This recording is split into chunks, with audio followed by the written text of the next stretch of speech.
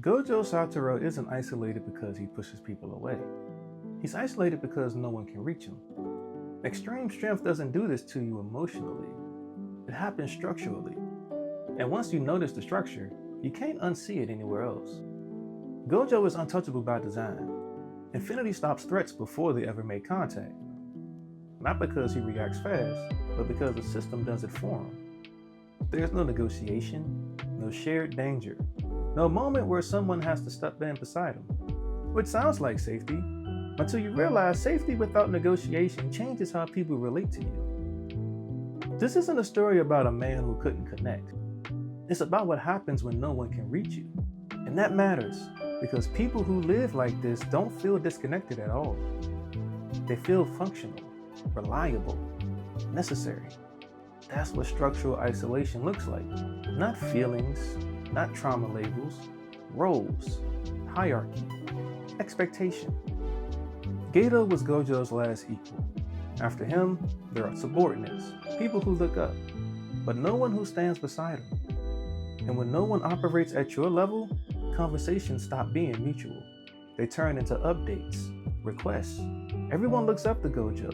No one checks his thinking, which sounds like freedom until it turns into silence. Infinity is automatic.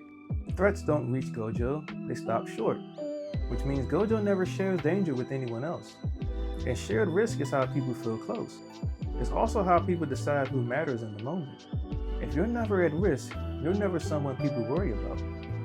People feel safe around Gojo, but never safe with him. Gojo protects everyone. No one protects Gojo. Care flows outward, never back.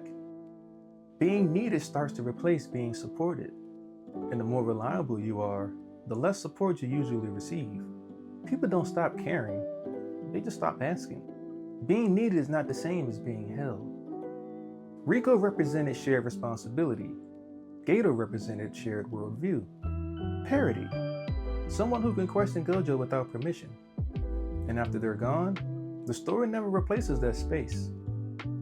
This isn't about what Gojo lost. It's about what the story never gave him back. What replaces equals is usually responsibility. Gojo doesn't retreat. He tries to manufacture a parity through teaching. He wants students strong enough to think for themselves, strong enough to disagree, strong enough to survive without him. He calls it tough love. Others call it laziness. But both miss the point. When you can't find peers, you start training replacements. Teaching gives Gojo a purpose, not companionship. And there's an uncomfortable truth here.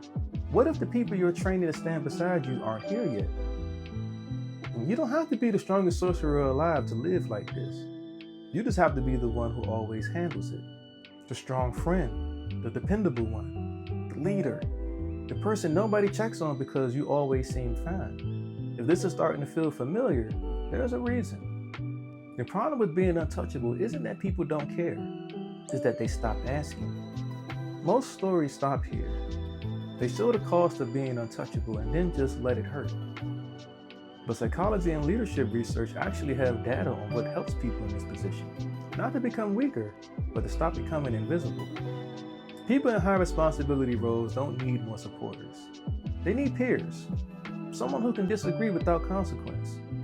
Support feels good, but parity changes everything. If everyone around you needs you, no one is actually standing with you. Strong people don't avoid help, they avoid broadcasting need. Not because they don't feel it, but because the cost feels too high. The research doesn't say open up more. It says lower the barrier. People can't show up for a signal they never see. Connection doesn't form when people benefit from your decisions. It forms when they participate in them. Shared judgment restores shared risk without weakening competence. This isn't about becoming less capable. It's about not carrying everything alone. None of this is about fixing Gojo, or fixing you. It's about making sure strength doesn't quietly turn into solitude. Gojo doesn't fall because he's broken. He falls because no one was ever standing there to catch him. Being untouchable feels like safety until you finally need someone.